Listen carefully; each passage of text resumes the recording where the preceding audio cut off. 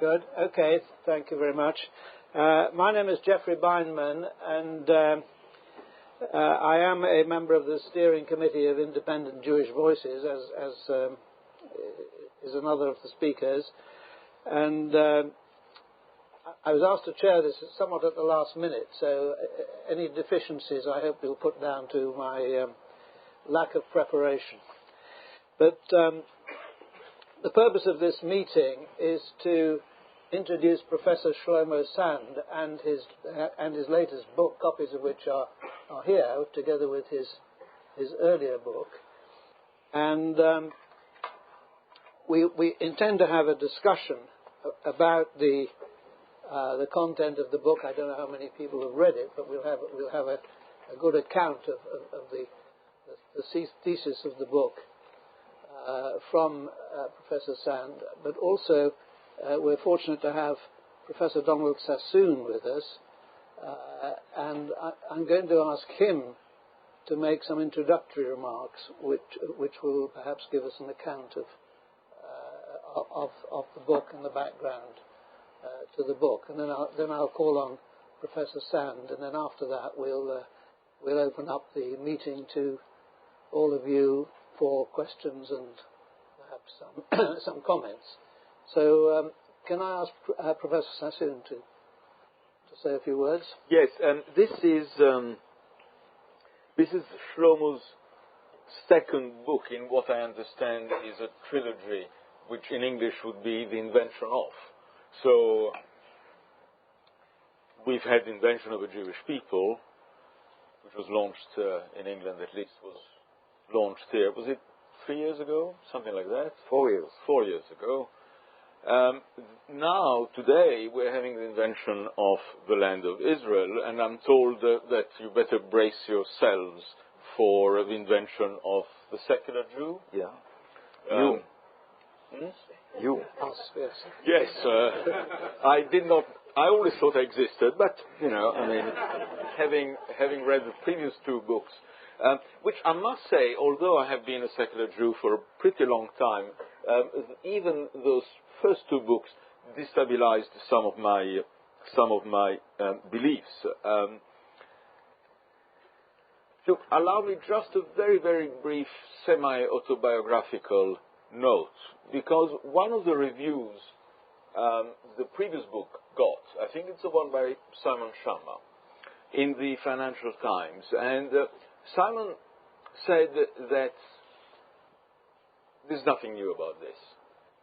There's nothing new about the invention of the Jewish people, that everybody in Golders Green is perfectly aware of that, which came to me as a complete shock, since everybody I know in Golders Green was not at all aware of that. So that would have been a revelation. But also I happen to have gone to a Jewish school, and nearly all the myths you list in both the previous book and this book were taught, well, not even taught, were taken to be absolutely normal.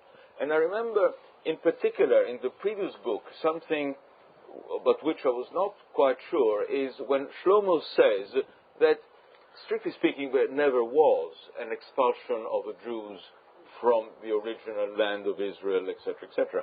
Since I'm a skeptical historian, and since I know in France someone who is a great specialist of Roman history, I asked her, I said, I never thought about that. I took it for granted that, of course, the Jews were expelled. I mean, it doesn't mean that they have a right to go back or a state, all that. But nevertheless, I thought that as a matter of historical fact. And she said, poof, absolutely not. Jews were not, Romans never expelled anybody. They killed people, but they didn't actually bother to put them on a cart, and it's much too expensive. And you want to destroy someone, you just execute the whole lot. So, of course, the Jews were. Everybody, she says, knows that. And I said, no, everybody who is a specialist in Roman history knows that. Yes, he said, that's what I meant. I said, yes, but there are people in the wider world who are not specialists in Roman history. So that is one of the things that I was not sure about the first one. The second one finds me much more fascinated and interested because this is very much the material of the historian of 19th and 20th century Europe, namely the definition of the state, the boundaries of a state, the nation of a state, and so on. And I know you are an admirer of Renan, Ernest Renan, who wrote a very famous lecture back in 1882, Qu'est-ce que c'est une nation? What is a nation? Which, you know, there's a whole literature about that. And one of the things that Renan says, a celebrated aphorism, he more or less says that the people who make up the nation remember, and if they don't remember, they make it up or, you know, forget the exact words. And this is part of creating a nation. He then also adds, much to the annoyance of historians, because history is a threat to nationalism, because one of the tasks of the historians, he wrote in 1882, which is not bad, one of the tasks of historians is precisely that of dismantling some of the mythologies of nationalism. And since this meeting apparently is in memory of Eric Hobsbawm, yes? And Eric Hobsbawm was my teacher. I did my PhD under his supervision. One of the very things he insisted and he taught is that the one thing historians must do is to remember what people have either made up or have forgotten. This is the central task. And I think, Shlomo, whatever people might say about this or that part of the book, I mean, this is your central job. And even though you're never trained as a historian, were you? As a historian, yes, but not as a historian of Judaism. No, of course, of France. No, but France, yes. Yes. I don't want to speak at length because I want you to tell people about your central thesis. But one thing I want to say is that from a comparative point of view, because I'm a comparative historian, I like to look at A and then look at B and X and look at Y and compare and contrast. I mean, this is a sort of thing I like doing.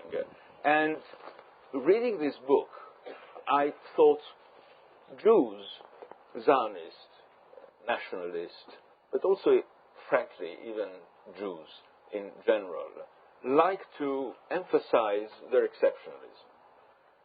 We are special. Not because we're necessarily the chosen people, although this adds to the exceptionalism, because God can only choose one, and, you know, it had to be us. The old Jewish joke, couldn't you choose somebody else, you know? But everybody, every nation which constructs itself also preaches exceptionalism. The Germans have a Sonderweg, the Americans have American exceptionalism, l'exception française, the particularities of this, peculiarities of that.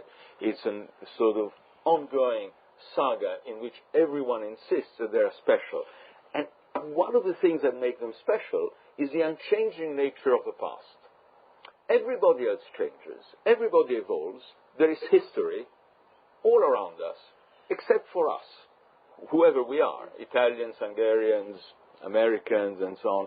We have an essence which never changes. And the point of politics is to find what our essence is and then make it realized. And I was very amused by the discussion on the boundaries of the land of Israel, because, as you point out, strictly speaking, the actual, you know, a unified state of Israel actually, if it existed for about a century. Otherwise, there is no particular story. And since I've done that kind of exercise for other European countries, it's very, very rare to have a state with national boundaries, with the same national boundaries stretching back for a very long time. I mean, they keep on changing. And every time they change, somehow the nation does not change. Had it not been, for example, for a little pact between the state of Piedmont and the French state, Nice would have been Italian, and instead of the bouillabaisse, they would have had zuppa di pesce, and they would have been patriotic Italians, just like the people who are a little bit on the other side of the border and are actually technically Italian feel like that. And one can multiply this. So in terms of demystifying the mythos, as you say, I think you've done an excellent job. I'm not sure your popularity in Israel, particularly in the establishment, will increase very much. That's obviously not something you want to. And my final point, because I want to listen to what you have to say, is to insist on the unpopularity of Zionism among Jews. You insist that the story that for 2,000 years we all wanted to go back, you dismiss it. It's just not true. That Jerusalem was a sort of, next year in Jerusalem, okay, it's part of a prayer, but that's about it. We have no next year in Jerusalem. And even both liberal rabbis and Orthodox rabbis in the 19th century were anti-Zionist. In fact, the vast majority of Jews were anti-Zionist. And whether this would not confirm the increasingly held view that the real determinant of the construction of the present state of Israel and Zionism has been anti-Semitism.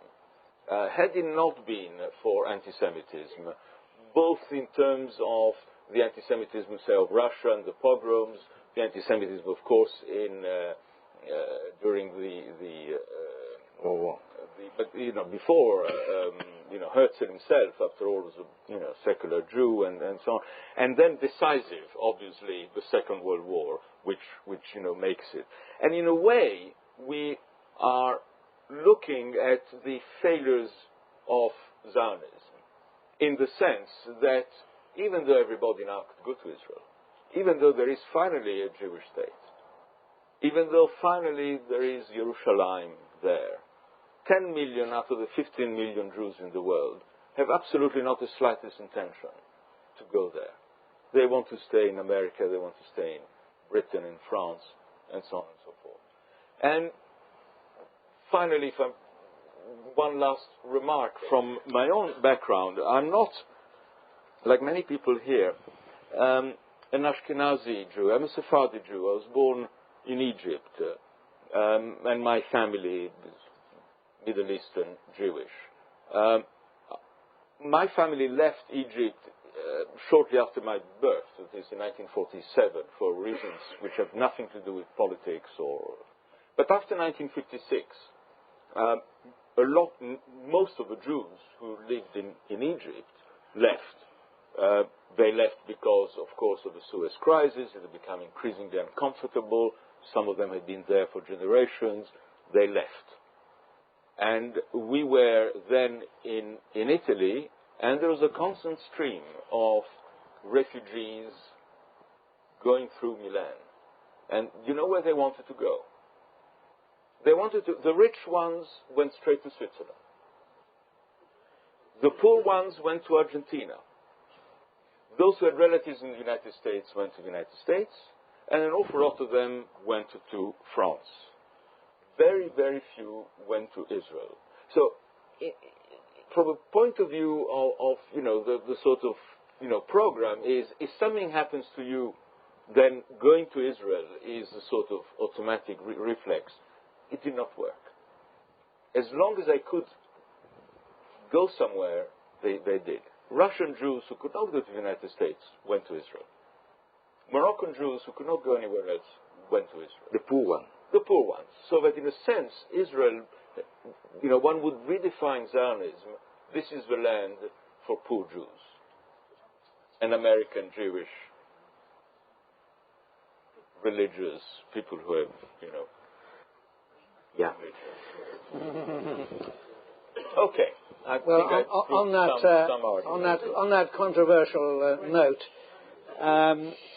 can we now go on to Professor Sand? And I'd just like to say this, that this is really meant to be the launch of his latest book on the invention of the land of Israel, but his earlier book is so integrated with it that I think people would appreciate it if you could say a few words about the earlier book before you come on to the very shortly theme of the latest book. Yes.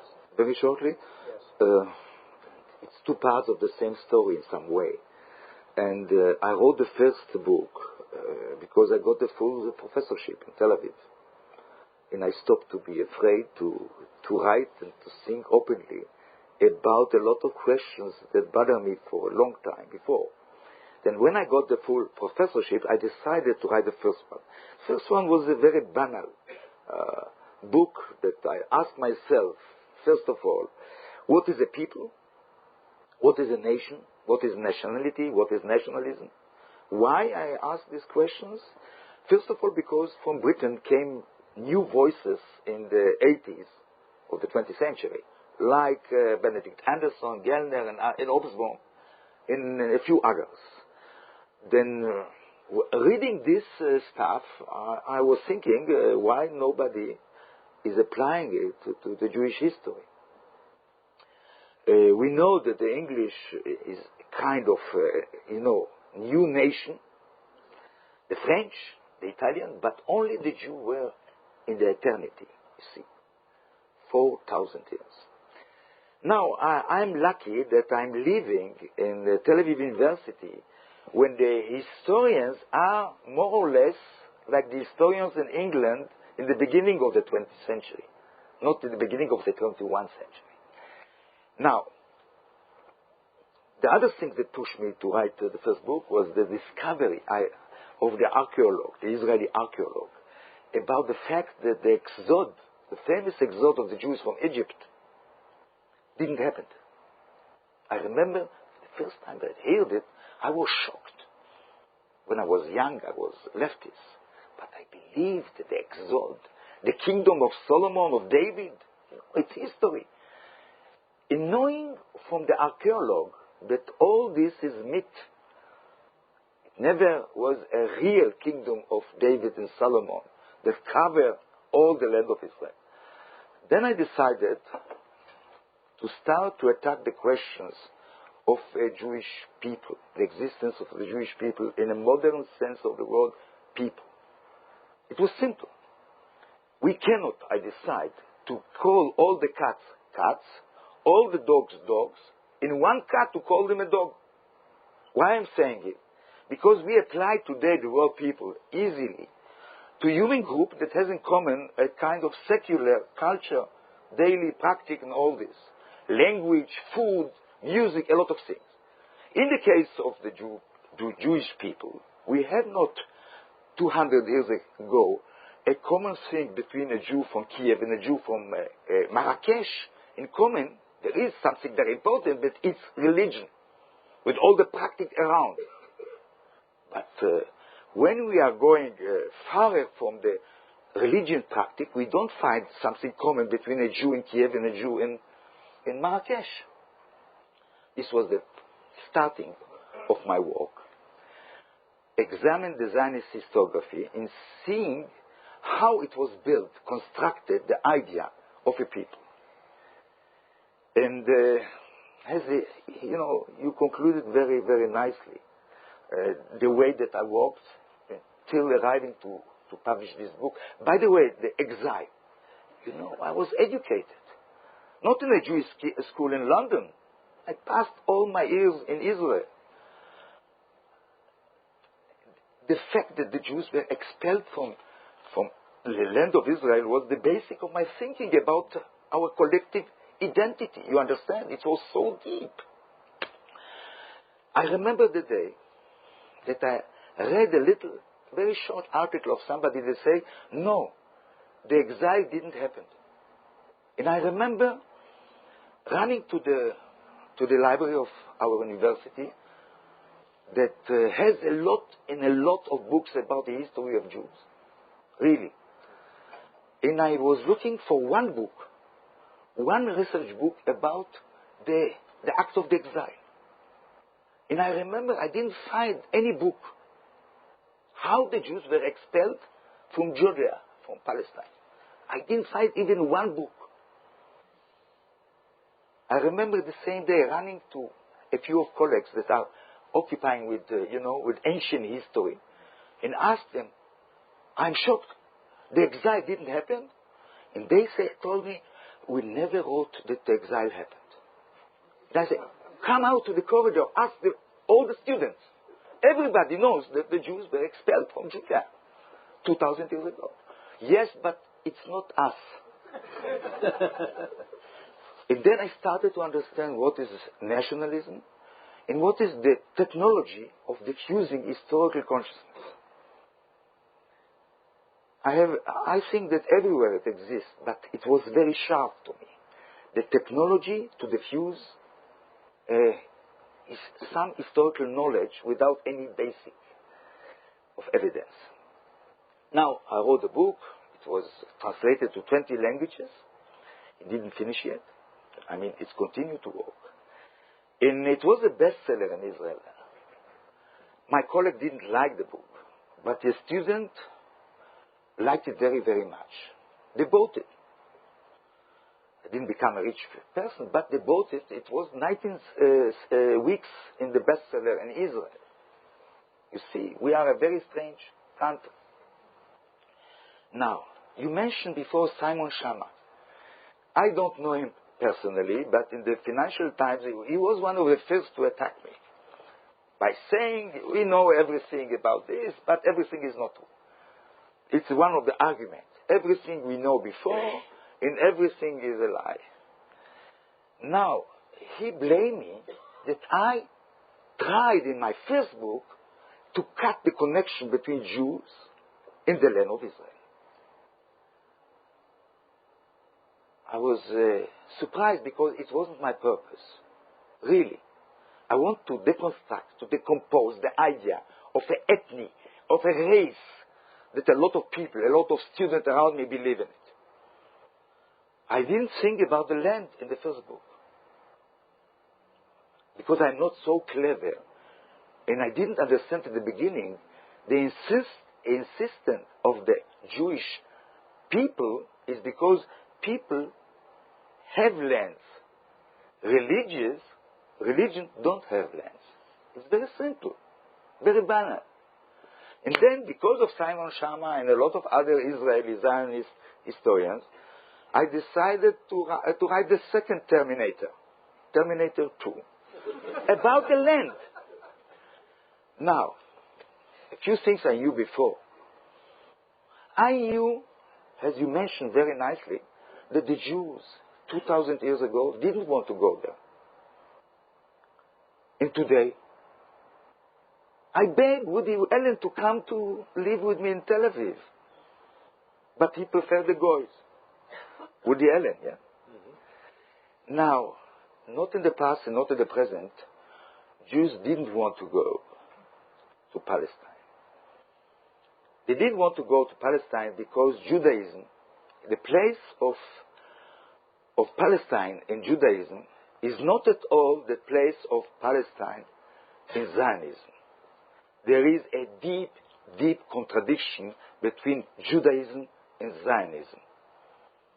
In some way, Zionism is a kind of opposition, a complete opposition against Zionism. And the fact is, when Herzl established the Zionist movement, all the Jewish establishment, Orthodox, Reform, Conservative, were against Herzl. You know the Lubavitch today, that are very, very Zionist, very nationalist, very patriot.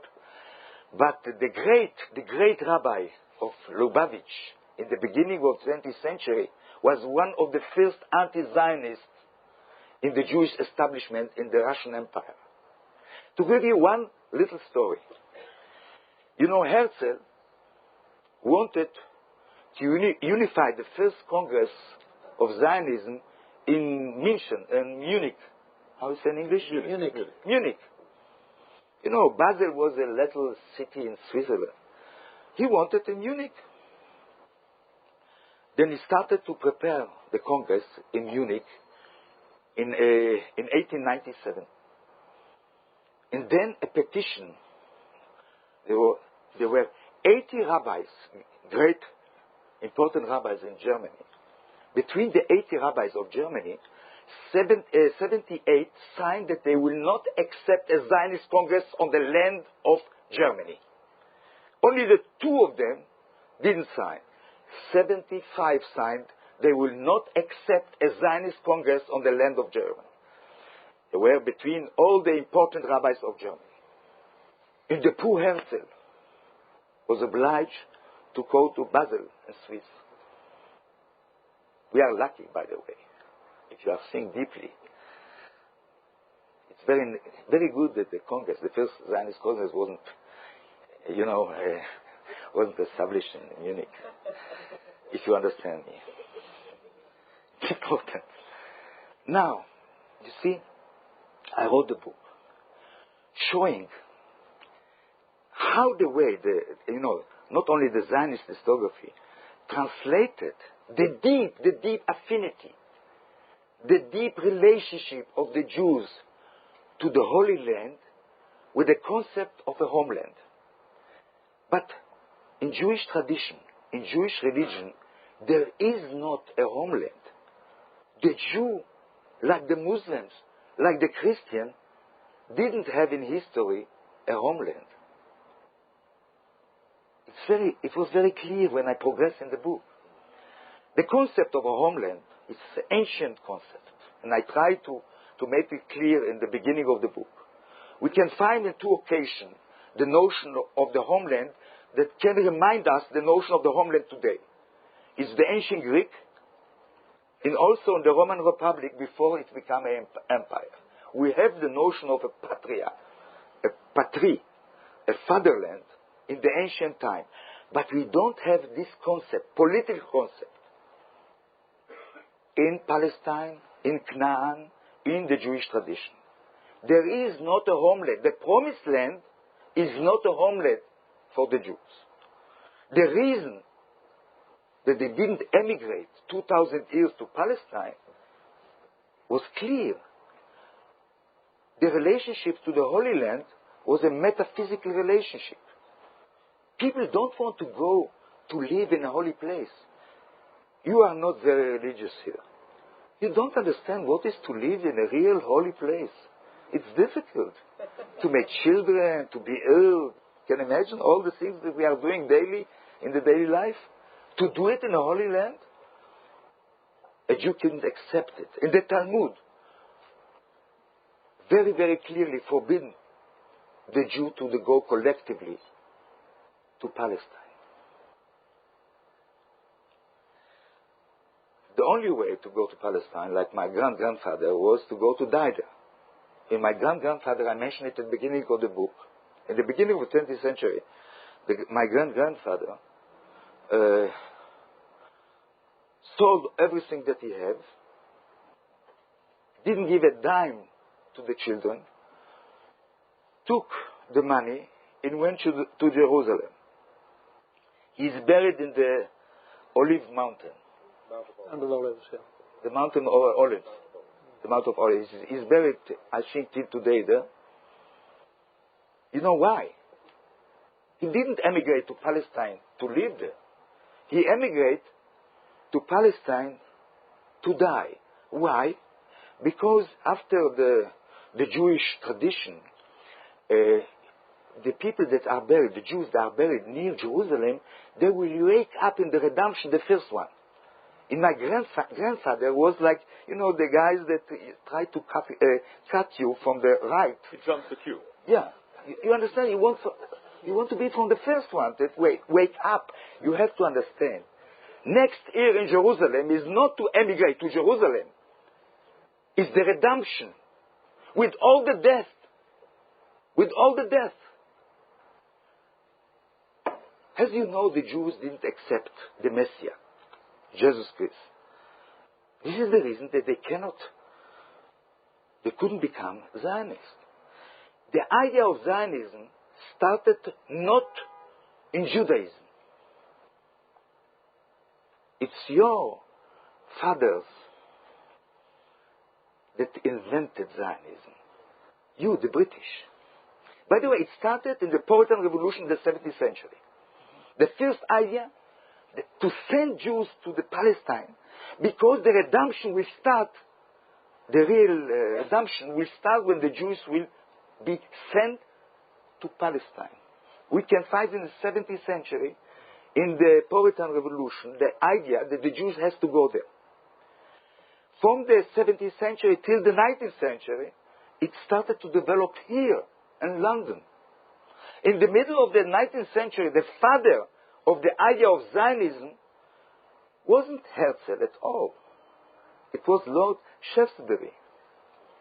You know, this slogan, a land without a people without a land, is not at all Jewish. It's British. It's British. Sorry? No, it's British. Okay. It's British. There are historians. Sorry. You don't think it's a good idea? This is the reason it's German? No. But by the way, Shaftesbury was the guy that diffused it largely in the audience, in the British audience, British journalism. Maybe he didn't invent the idea. But you know, the evangelists from the 19th century had a lot of influence of political persons in Britain. I will make it shorter. 1917. Lord Balfour, Arthur Balfour,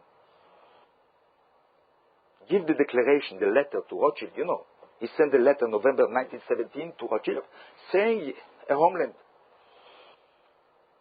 In that time, we have to remember November 1917, in Palestine, there are 700,000 Arabs, 60,000 of Jews. You have to remember, the Zionist Congress was in 1997. From 1997 till 1917, yeah, it's 20 years. Only 30,000 Zionists emigrate to Palestine, because the other 30,000 was anti-Zionist in Jerusalem. Jews that were against the idea of a Jewish state. This is the date of the declaration of the Balfour in 1917. By the way, Balfour, the others, member of the government, of the British government, Lloyd George and others, were pro-Zionist. Clearly pro-Zionist for a lot of reasons. One of the reasons was the background, the ideological religious background. The Jews, it will be good, they will return to Palestine. Secondly, is the interest. It always is going very practical in the British tradition now. You know, the imperialist idea, the ideological idea. About Balfour himself, he was a little bit anti-Semitic. Very tough to the Jewish emigrants that came from the Russian Empire. Very, very tough. He's one of the responsible of the law, anti-emigrant law in Britain against Jews that came from the East. And I asked myself, writing the book, if it's so, you know, in Israel, Balfour is considered the second Moses. A second Moses, really. There is a street, by the way, there is a street after Balfour. And not after a lot of other things that it's very surprising that they don't have, streets in Israel. But Balfour, there is even a village that after the name of Balfour. He was an anti-Semitic. We have evidence that, he didn't like the Jews. And he was afraid from this emigration. And he's one of the responsible of the law against the Jewish emigration to Britain. But this is not so important.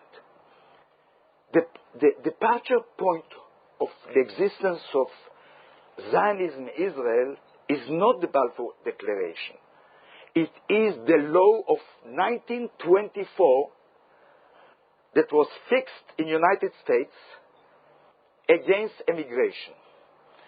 If you want to understand the date of the birth of the idea of an Israeli state, it's first of all 1924.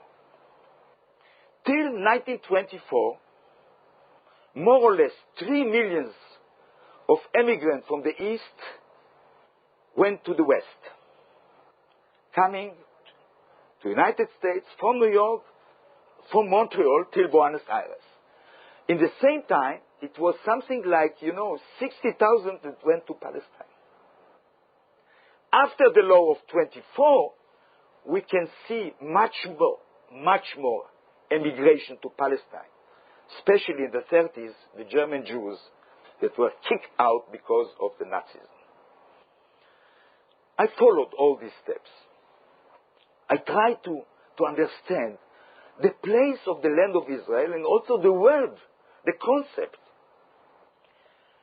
The land of Israel is not a biblical concept at all. It's a Talmudic religious concept. It's not a geopolitical concept at all. Only Zionism took this concept and built of it a notion of a homeland or national territory. Now, not to be too long, I will stress one thing.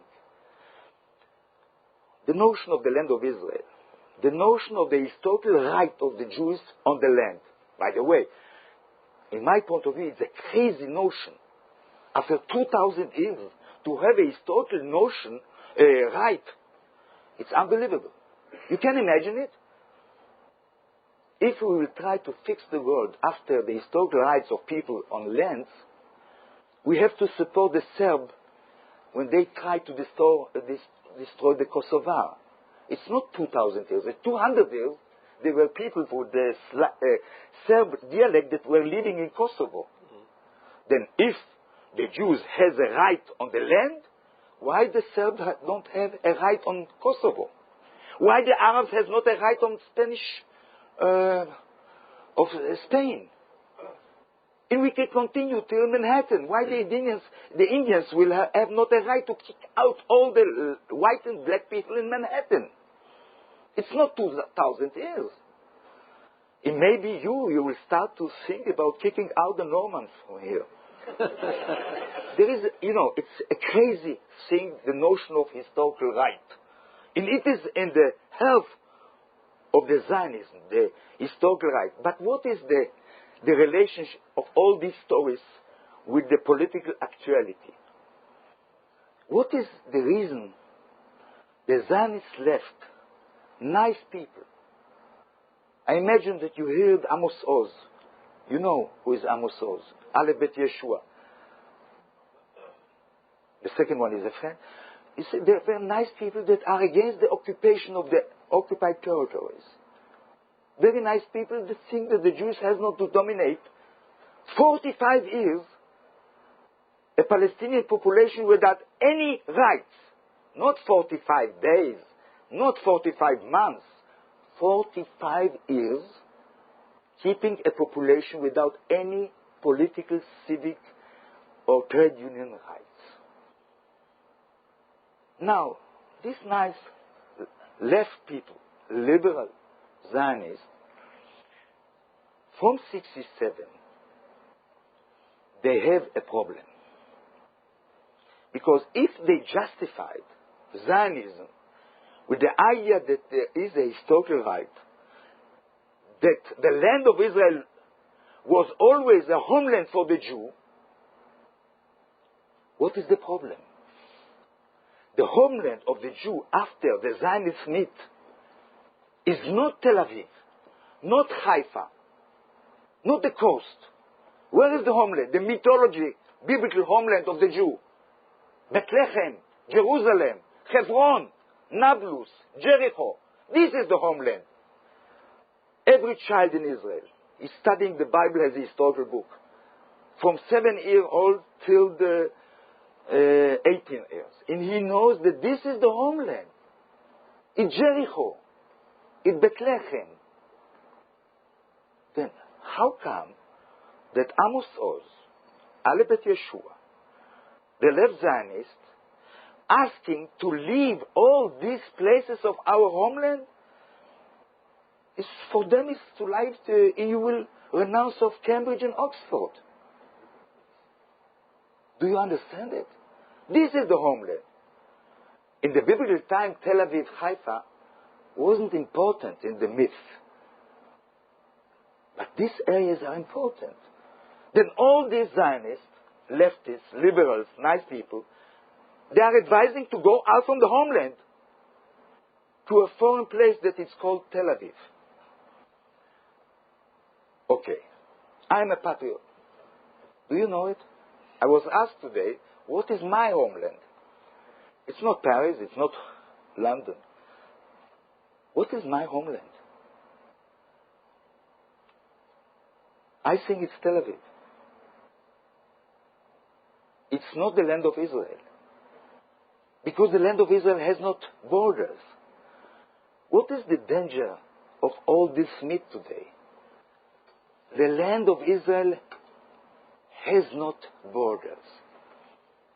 It's not the Jordani. The term the land of Israel is not stopping a Jordani at all. In the Zionist myth, the land of Israel is still Rabat Ammon, till Amman. It's a part of the land of Israel. If we wouldn't stop in Jordani, if we conquered also the other part. You have to go to Syria and into Iraq. Syria is a part of our land, of our homeland. It's not a Jew. From the Iraq river to the Nile. To the Euphrates. Yeah. Now, I will not come to political questions. I imagine that you will have it in your questions, and I will stop here. Okay? Okay.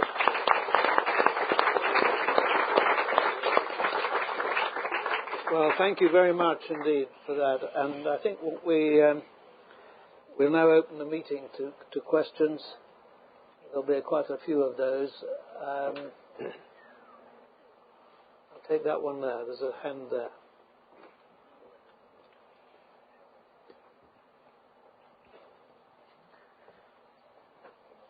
Shlomo, you said that the land of Israel was not delineated in the Bible. There's no mention of Israel in the Bible. I would point you to Ezekiel chapter 47, Ezekiel 40 verse 2, Samuel 13:19, and Chronicles 34:7. Israel is mentioned several times in the Bible. And how many? So is Judah. Now, I didn't interrupt you. Don't interrupt me, Shlomo. Okay. Excuse me, could people identify them? Jonathan Hoffman. Thank you. The second point, Shlomo, you say Israel is not a biblical concept. Unfortunately, you've written yet another book which shows you're an academic fraud. You cherry-pick sources that you pretend proves your point. You even take them out of context when you suits you. The only people who believe you are those who've already made up their minds that Zionism is the root of all evil. You're a charlatan, Shlomo. Thank you. You can answer that. Yeah. I will answer very, very shortly. You know, we are lucky today, because of the internet, to have search machine. How we say it in a search machine? Search engine. Search engine. You know, the Bible is online. You know it? Also the New Testament. Don't be afraid. The Bible is online. Now, after this meeting, I advise you to go at home, to put the term land of Israel. By the way, you've had your say, Mr. Hoffman. No, you're not. Sorry that I interrupted you. You will continue all the evening because of it?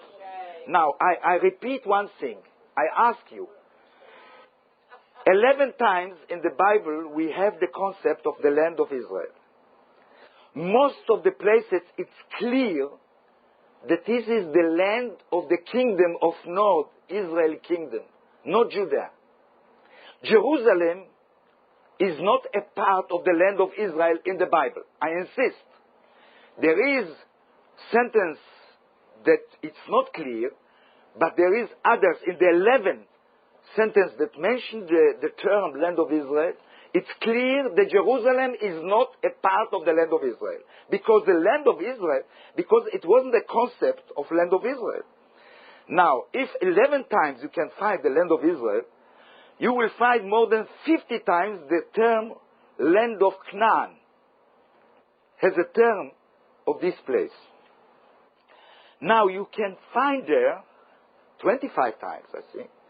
Don't catch me with numbers, of the land of Judah, but not the land of Israel. Now, there is a discussion. It's a biblical term or not. Now, do you know the names of Joseph Flavius, the great historian, Jewish historian, that were living after the Bible. Do you know the book of the Maccabee?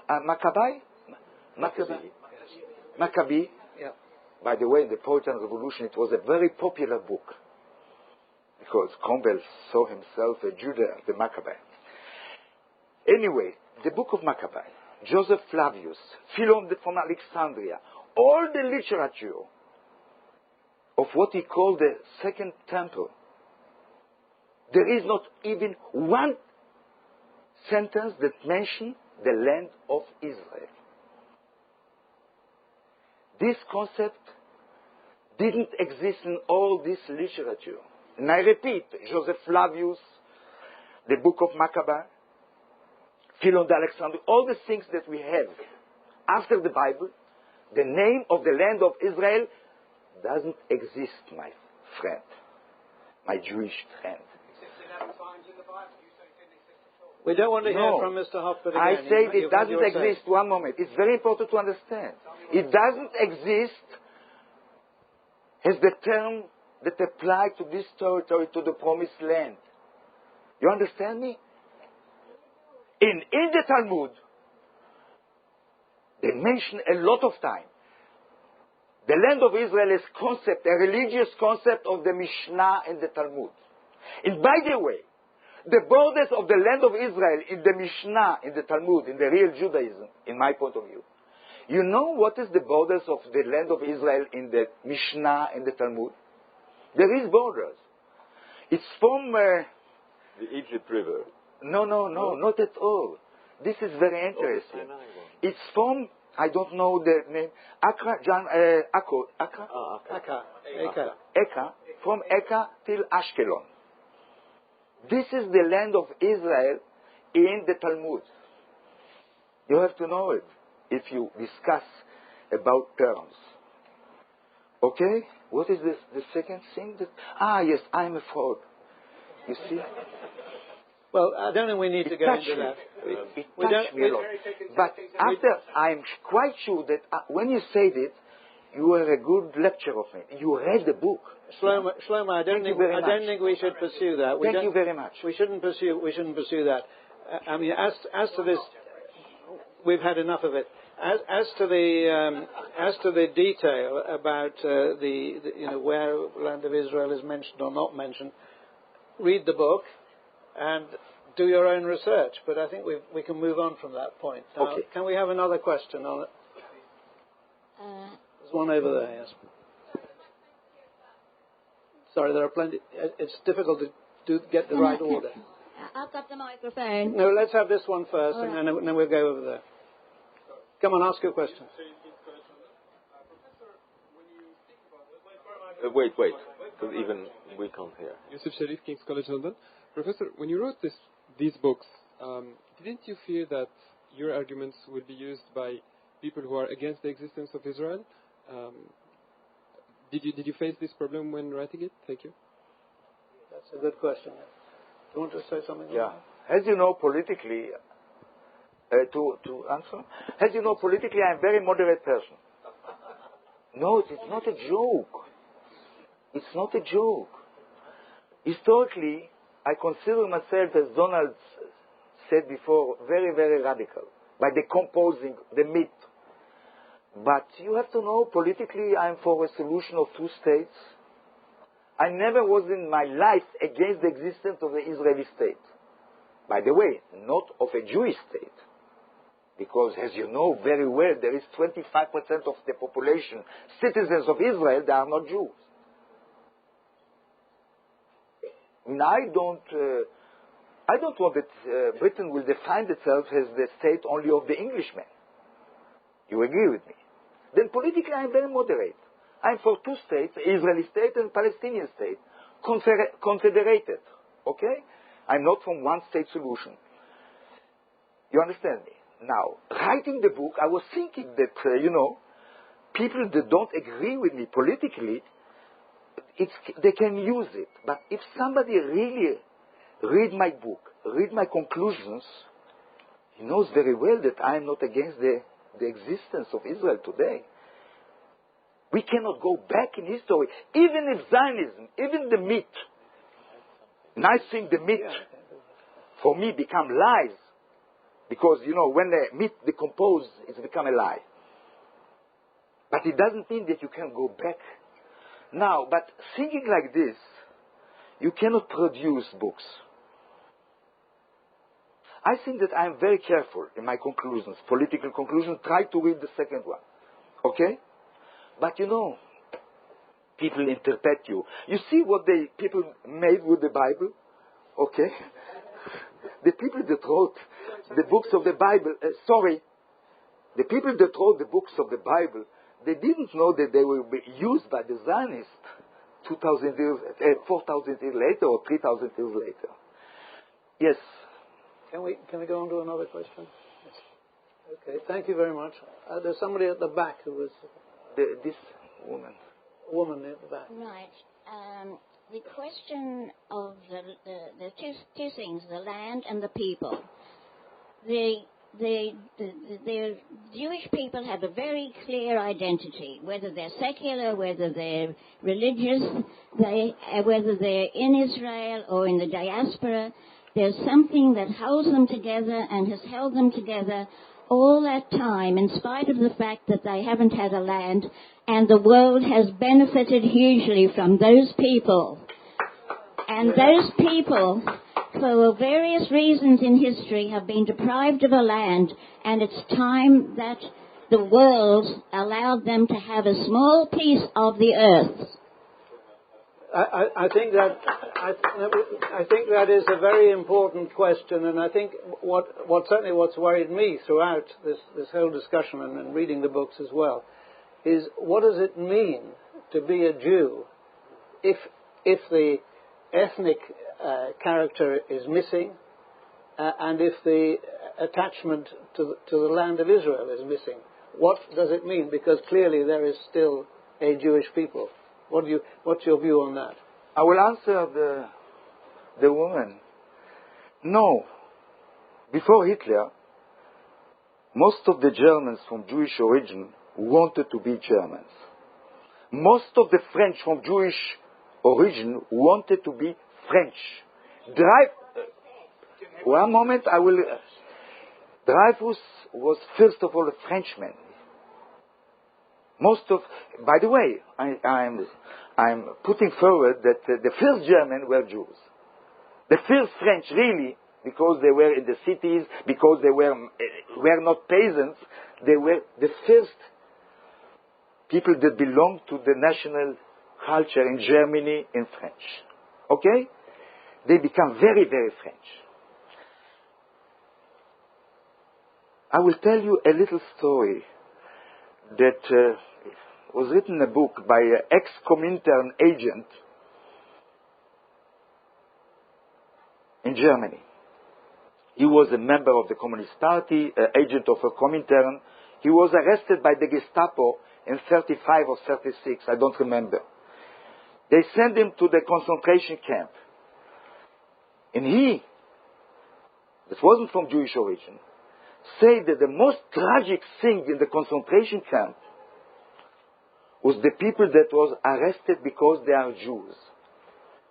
The communists, the socialists, the trade unionists knew why they are in the concentration camp. The German Jew didn't know. They didn't understand why they had been arrested. And he's writing, it was tragic to see these people that didn't understand why they are arrested as Jews. No, I don't think, first of all, that always the Jews consider themselves as Jews. From Trotsky till Rosa Luxemburg. I don't think so. A lot of people from Jewish origin saw themselves or Germans or Russian or French or socialist or communist, first of all. The question that you put forward, what is a secular Jew? It's a very important question, and this is my third book, The Invention of the Secular Jew. Who invented the secular Jew, the anti-Semitic, the racist,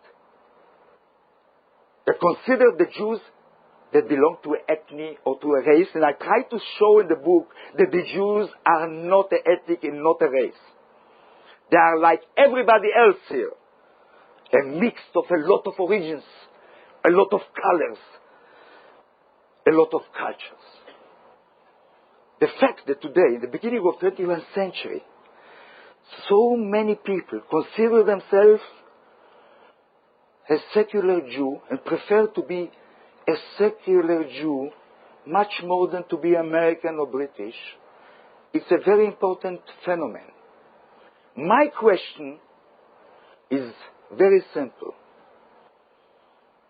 You see, I put forward a question. I can become a Christian if I want, converted to Christianity. It's possible or not? With a lot of chance, I can become a British citizen. Yes or no? With a lot of difficulties, but I can become.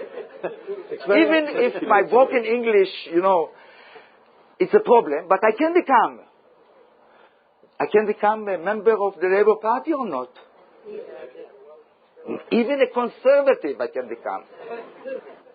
I can become Muslim.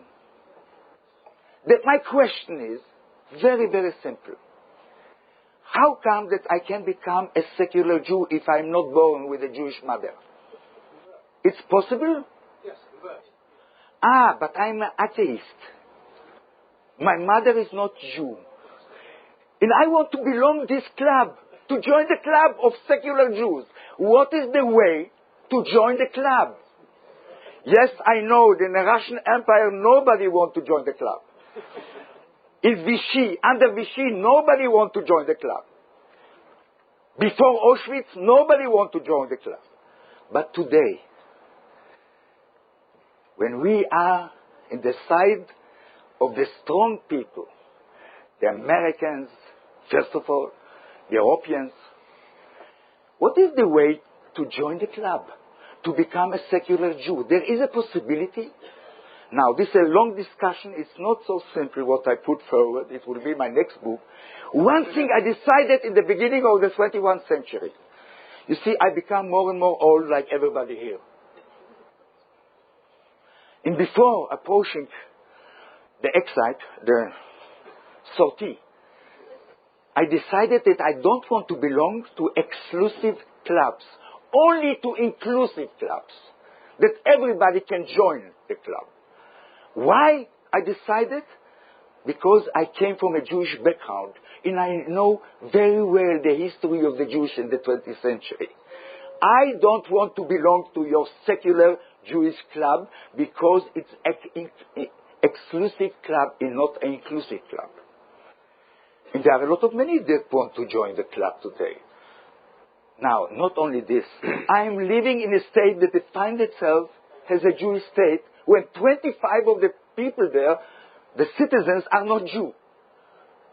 I cannot accept it. Especially that I am privileged there. My Palestinian-Israeli student, Israeli citizens, has not the privilege that I have. Now, if you are from a Jewish origin, you can come tomorrow to Israel.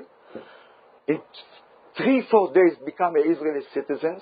Coming back to London, and feeling that this little land is your land, but it's not the land of my student, Palestinian student, Israeli citizens. Not at all.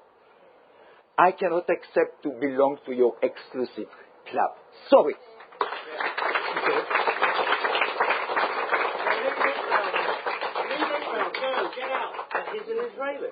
I'm Israeli. Can I just say one thing? I want to make Israel a state like Britain, a state of its citizens. All the citizens, not from the chosen, your chosen.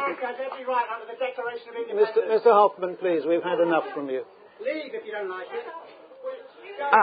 You want that I will join you in London? You asked me to join you in London. Don't advise it. It will be much more problems for you in London when I will be near you. Ignore him. Don't He's a descend. troublemaker. Don't get upset with him. Just one administrative thing. Nobody's told me when this meeting is supposed to end. 8:30. Well, I was proposing to stop at 8:30 in any event. So we've got another. Sorry if I 20 was minutes or too so. long. No, that's quite all right. Okay. Well, let's have another question. We've got somebody up at the back there. Professor, can I remind you of a lovely statement of Queen Victoria to Mr. Gladstone? She said, "My dear Mr. Gladstone, it really doesn't matter a jot what you think of me. What matters is what I think of you." Similarly, for us Jews in the Galut, in the diaspora, it really doesn't matter what we think we are, whether we think we're secular or Labour or Conservative. What matters in our history is what the host community think of us. Now, I want to make that point. The second point is a question to you. Are you by any chance aware of the work in Israel of Mr. Tzvi Sinai? Does that name ring anything to you? I met him. You met him, you know him. So anyhow, for the audience, he's written a book called Brother Shall Not Lift Up Sword Unto Brother.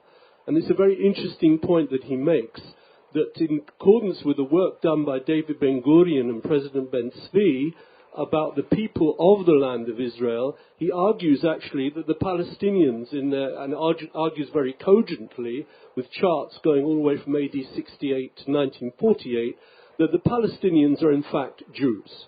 And a lot of the people have vestigial Jewish customs in their families and tribes and traditions. And I know that the Shomronim, the Samaritans up in Nablus, have had Judaism in Israel unbroken for over 2,000 years.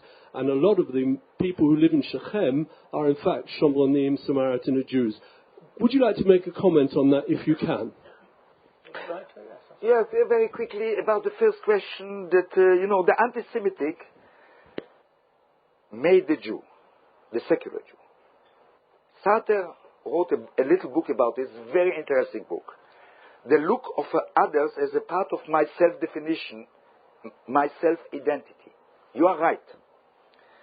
All my life, I say that I will continue to be a Jew till the last anti-Semitic person will live with me on this planet. Lately, because political public anti-Semitism disappeared in the Western world, not marginal anti-Semitism. I am speaking about political public anti-Semitism.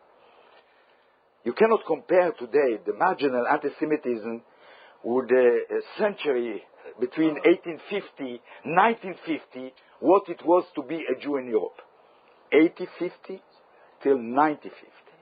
It was serious anti-Semitism, the Judophobia at that time. Nothing to compare to today. Now, the fact that the Jewish are, the Zionists are using this Jewish identity because, it's an empty identity in some way, for a secular, not for a religious Jew. It's empty because you don't have a specific secular Jewish culture. There is not a future with this identity that is empty. I'm not speaking about religious Jews. To be defined only by your enemies, it's a very important thing, but you cannot, I don't accept it. Especially that Israel are using this identity today in its politics. There is instinctive support of Israel by a lot of Jews that cannot find other acts of identity, of Jewish secular identity. They identify themselves with two things. Two things put forward in this Jewish identity is the Shoah in Israel. If a tragedy becomes the center of your identity, you have to think about it. I advise you to think about it.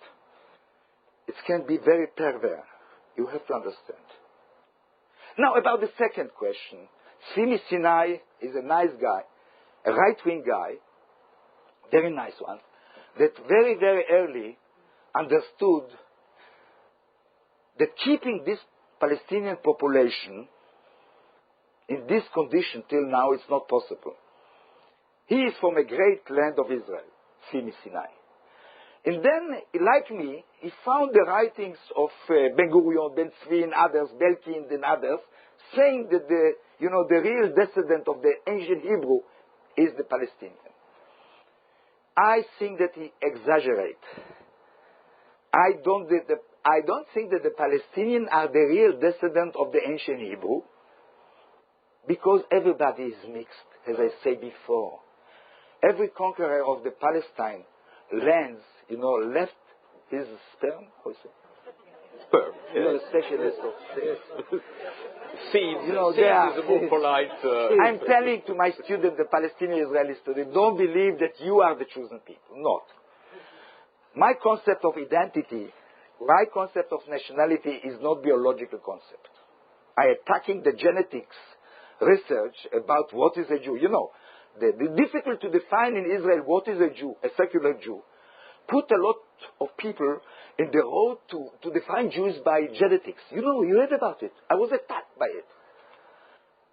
It's unbelievable. Not in Britain. They were very, very careful not to mix genetics with culture. But in the United States, all the attacks in the United States say no. The Jews are a people. The Jews are a race people because the genetics, the DNA, is common for the Jews. It's a bluff. It's not serious. It's only the Yeshiva University in New York. Now, I don't believe the Palestinians are the real Jews, because Jews for me is a cultural concept, not a genetic. They are not Jews at all. They are Muslims, Christians, not Jews. You understand? Because for me, Jewishness is first of all, before everything, a very important religion in the Western world. They are not Jews. But the chance that a member of Hamas living in Hebron will be much more a direct descendant of the ancient Hebrew is 1,000 times more possible than me. Thank you. Okay, I'm going to bring in Professor Sassoon now. I'd like to comment on the same point. Just to add on this eternally fascinating topic of who is a Jew. Freud has a sense, who is a Jew? And he says, well, I don't know, the religion, I'm not religion, I don't speak Hebrew, there's a long list of things he's not. Yet, I cannot put it in words. Can you imagine the founding father of a talkative pure, yeah. The one where he could not find the words to define it. It was something imponderable. But like you, I was rather taken by Jean-Paul Sartre's famous essay that the Jew, in a way, is defined by the anti-Semite, that it is the others. And, some identities we choose, football teams, stuff like that, but even that there is a social and cultural environment which may force us to one direction or another one. But on the whole, yes, we also respond. And that was the kind of Jew I was, the one you say is invented. I mean, a secular Jew, because not a religion and so on. But then, recently, I've become more Jewish. Not because I reread the Bible or I had, a sort of return. No. It's not the anti-Semite which made me more Jewish. You fall in love in a Jewish girl? No. Not that, Shlomo. Much more interesting, or less interesting. No, I have become, like many others, I think it's like you, we had a conversation about this once. I have become more Jewish, not because of anti-Semitism, because frankly in my entire life I haven't really encountered anything which could remotely be described as serious anti-Semitism. I may have been lucky, but that's the way. No, what made me more Jewish is the state of Israel. But not because it's my state.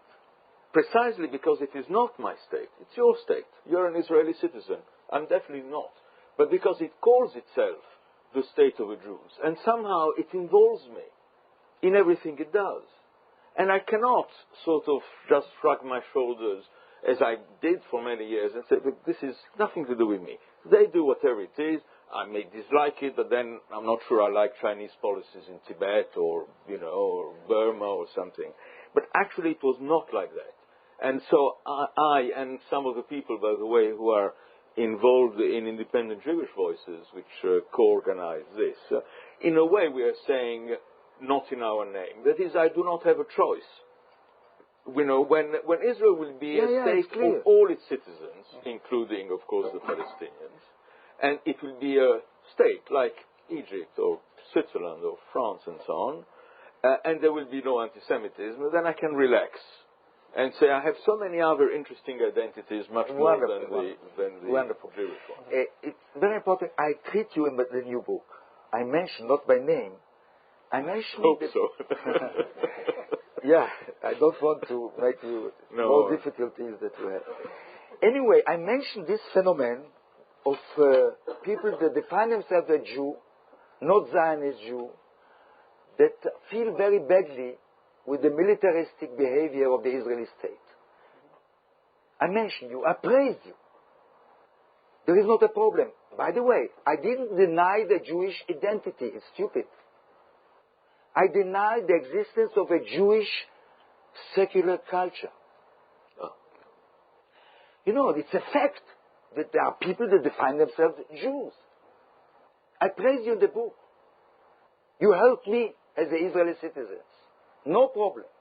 I don't think that you have a future as a Jew. It's very, very important politically. Okay. I remember in 1982, I was a student in the war of Lebanon. I was a student in Paris. And suddenly Pierre Vidal-Naquet called me and said, Shlomo, we are organizing a demonstration before the Israeli embassy against the war. You have to mobilize all your friends, Israeli friends, to come to the demonstration. This is under the name Jews Against the Lebanon War. And I asked him, but, it's a problem. I cannot bring other people, not Jews, to the demonstration. And I had a lot of friends, not Jew. I think it's a problem. Till now, is a problem. But, I praise you, the book, that you exist. It's very important. Against anti-Semitism. But one thing is important. If you think, because of your position, because of your origin, because of your sensibility, that you have more a right to accuse, to attack, to critic Israel than non-Jew, this I'm against. You understand me? Mm-hmm. If you take the right to criticize Israel more than a non-Jew is doing it, I cannot accept. You understand me? No, but I don't think that you have a right more than a non-Jew to criticize the militaristic, racist attitude of the Israeli government today in face of the Palestinian people. But I appreciate a lot. I belong, by the way, Jewish for the peace in the Middle East in Paris. But I say that it is, conjectural. It's, it's a passager. You understand? Transitory. Yeah. It's not. I have a Jewish past. I have an Israeli present in my desire to have a universalistic future. I have a Jewish past. I came from Jewish origin, from Jewish culture origin. It's clear for me. Yeah. But my present is an Israeli culture. There is an Israeli theater. There is an Israeli cinema. There is a literature, Israeli literature. There is not a Jewish theater. There is not a Jewish cinema. Harold Pinter, your Harold Pinter, was a British playwright from Jewish origin, East European Jew. But he didn't write Jewish plays. I admire Harold Pinter. And even if he had written Jewish plays, like, say, Webster or others, where the characters are Jews and so on, they'll be British Jews. Exactly. Usually British Jews from Germany or Poland or Russia. I mean, I say this because there is a sort of, when people talk about Jewish sense of humor, they think Woody Allen, they think American sense of humor. Well, that's Jewish-American sense of humor. Wonderful. Not only this, in the book... Jewish food. Well, it depends. In the United States... In Morocco, they didn't have a Jewish food. Exactly. It's certainly not my food, frankly, which is much better than the sort of Polish stuff. Now, look, we've got very little time left, so I want to give more people a chance to to comment and ask questions. Now, would anyone else like to comment? Okay, there you are then. Now's your time. Professor, I congratulate you on your lucid deconstruction of the myth of ethnicity and state. But I have news. The settlers aren't going back. And besides, there's room for them in the West Bank. There's no problem. As long as the Palestinians can inhabit Israel. So why not the one-state solution? You want a universalistic approach, after all. It's very simple. To a one-state solution, you need the agreement of the Israeli society, Jewish Israeli society. You cannot build one state without the agreement, the consensus of the Israeli Jews. You accept it. To kick out the Israeli army from the occupied territories, we don't have to wait to the agreement of the Israeli society. But to build one state, logically, you need the agreement, the consensus of the Israeli Jews. Now, you really believe that in one of the most racist societies in the Western world, they will accept to become from a day to tomorrow a minority in their own state? You really believe in it? I would like to hear voices from Israel. Yeah, but I told you. You see, you understand. It's not a... sometimes, as a historian, I have to stress it, events in history has bad influence. Models have bad influence. The French Revolution, the Bolshevik Revolution, had very, very bad influence of the process of the development of the socialism Europe, in my point of view. South Africa as a model make a lot of difficulties in the left, in the Western world. Because, they found a solution in South Africa for one state between white and blacks. Everything is supposed to be okay. But there is a big difference between South Africa and Israel. The whites in South Africa couldn't live without the blacks from economical point of view. The Zionism was much more clever than the Afrikaners, much more clever.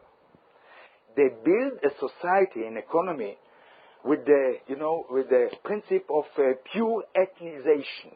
You understand? They don't depend on the force of labor, Palestinian force of labor. You understand? Only the march. They can live the Israeli society without the Palestinian. This is the reason that I stress that the notion of one-state solution morally is the best solution. It's clear for me. I'm living much better with Arabs today than with people like us. But I'm a realist. I want to live in a liberty. You understand me? I don't believe in a one-state solution. Sorry. Because you cannot convince today. Now, the world, and even the Arab League, accept the existence of an Israeli state in the 67 war. You know it. I think that everybody here that is afraid from this conflict, dangerous conflict, not far from here, because of the existence of a nuclear attack, had to support a solution of two states, but not a Jewish state and an Arab state. An Israeli state with all its citizens and a Palestinian state of all its citizens. By the way, the settlers that want to continue to live in their settlements in the West Bank, they can become Palestinian citizens with equal rights. And when I meet Palestinian representatives, I say, this is not an issue. If they want to become a Palestinian state like British citizens, it's okay. Without all this privilege in water, in land, and also the fact they are the owner of this land of Israel. You understand me? Yes, if settlers want to continue to live in a Palestinian state, I am for it. I want to get rid of them from the Israel.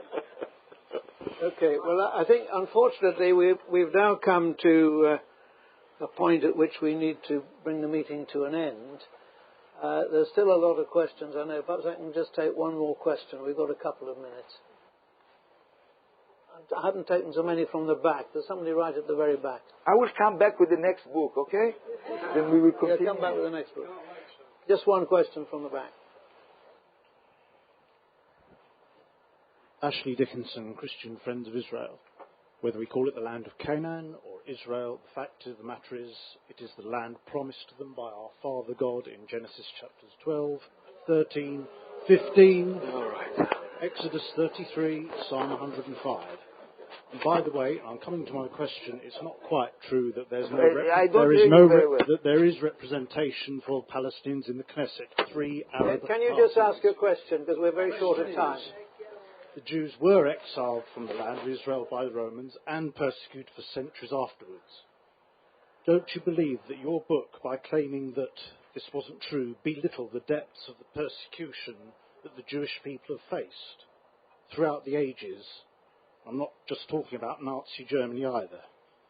Imperial Russia, those of us who have seen Fiddler on the Roof, seen how the inhabitants of Anatevka were turfed out. No, I'm sorry, what is your question in one sentence? Jews were exiled from the land of Israel by the Romans, persecuted for centuries, and don't you believe that your book, The Invention of the Jewish People, belittles the depths of persecution that they had to face centuries afterwards? The question is, do you think it belittles the suffering? Does what you're saying about the exile belittle the suffering that the Jews have suffered since? The Jews suffered under the Christian domination in the Western world. They suffered under this domination, Christian domination, much more than under the Islam, as you know, because you started with history. The Jews were not expelled from Palestine, Canaan, Judah, not at all. You will not find, if you will find one book, historical research books that describe the exile of the Jews from Judah, I will give my demission to the Tel Aviv University. I promise. That's the end. You heard me. Now about the suffering. Yes, the Jews suffer a lot from the Christian churches, all of them. For the Christianity, the legitimacy of another monotheism wasn't natural. You have to understand. Only one Israel could exist in the Christian tradition. Verus Israel is one, the son of Jesus Christ, not the Jew. By the way, no, Jesus Christ was a Christian. He wasn't a Jew. Sorry.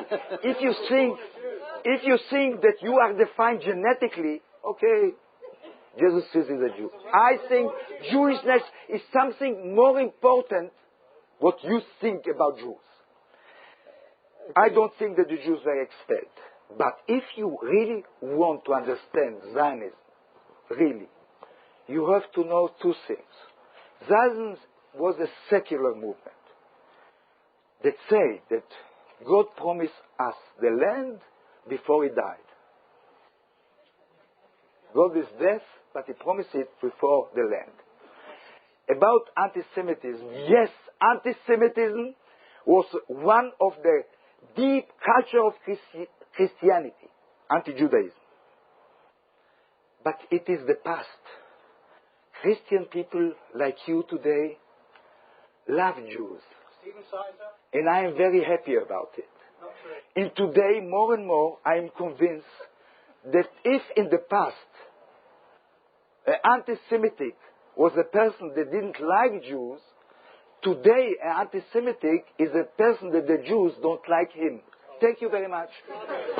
Okay.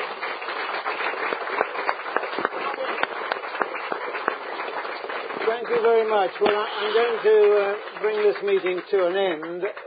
If anybody wants to buy the book, I think it's right here, the latest book and the other book. But this is a matter for the publishers who are here.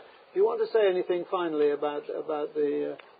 Thank you very much for kind of arranging the meeting for us at this various time, very interesting. And yes, the books are available all at the discount. And thank you very much to our speakers, and thank you all for coming.